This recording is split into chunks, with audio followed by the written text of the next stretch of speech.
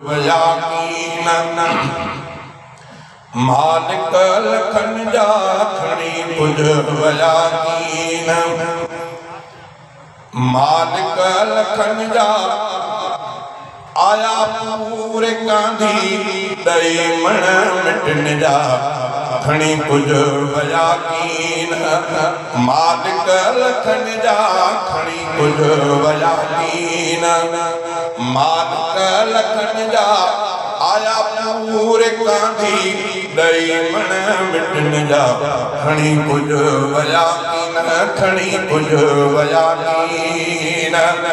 वया बाग उजड़ी रहा से न माली ॾिसो सिने जा आहिनि या गुलाब खाली वया बाग उजड़ी गुलाबी बुलन जा खणी कुझ वयाकीन पाए वेस सोना घुमदा जेके वॾे नाज़ नखरनि सां मिलंदा जेके वञी वेस पाए सुतासे कफन जा खणी कुझ वयाकीन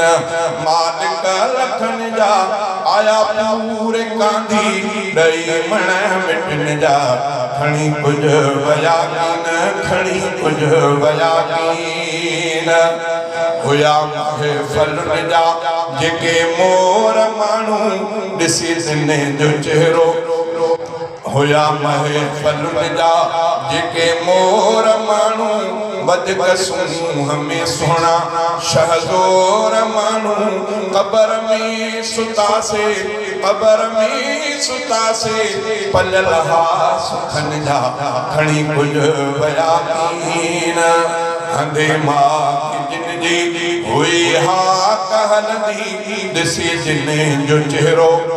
दिलड़ी हुई ठरंदी रहा गुल से नाहिनि दुनिया जे चमन जा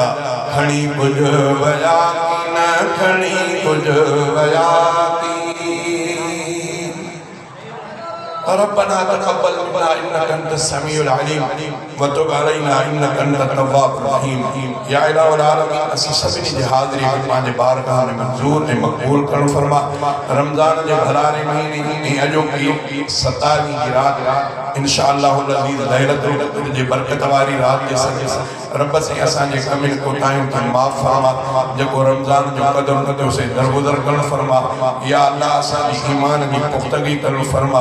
या अल्लाह जेके मरीज़ हली थे शिफा कामिला आजिला ता फरमा ज़रूरतमंदनि जूं जायज़ ज़रूरतूं पूरियूं करण फरमा या इलाहुल आलमीन जेके असांखे मसइलनि में फाथल उन मसइलनि से आसान करण फरमा या अल्लाह असांजे घरनि जो असांजे औरतुनि जो इस्लाह फरमा या अल्लाह असांजे बच्चनि खे असांखे नसीहत हमेद बणा या अल्लाह असांजे के नेकियूं कयूं क़बूल फरमा गुनाहनि ते पर्दो रखो माफ़ करण फरमा रमज़ान जे भलारे महीने जे सजे असांजा जेके नंढा वॾा पर्दा औरतूं फोत थी विया उन्हनि जे क़ब्रुनि जे मथां रहम जो मींहुं वसा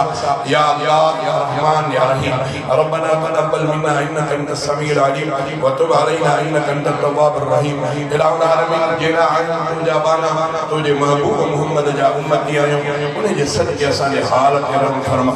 ज़िल्लत फारिग़ बचा अल्लाहुम्मा इन्नका अफ़्वुन करीमुन तुहिब्बुल अफ़्व फ़अफ़ु अन्ना या गफ़ूर फ़अफ़ु अन्ना या गफ़ूर फ़अफ़ु अन्ना या गफ़ूर सल्लल्लाहु तआला अला खैर ख़ल्क़िही सय्यिदिना मुहम्मद व आलिहि व सहाबिहि अजमईन बिरहमतिका या अरहमर राहिमीन।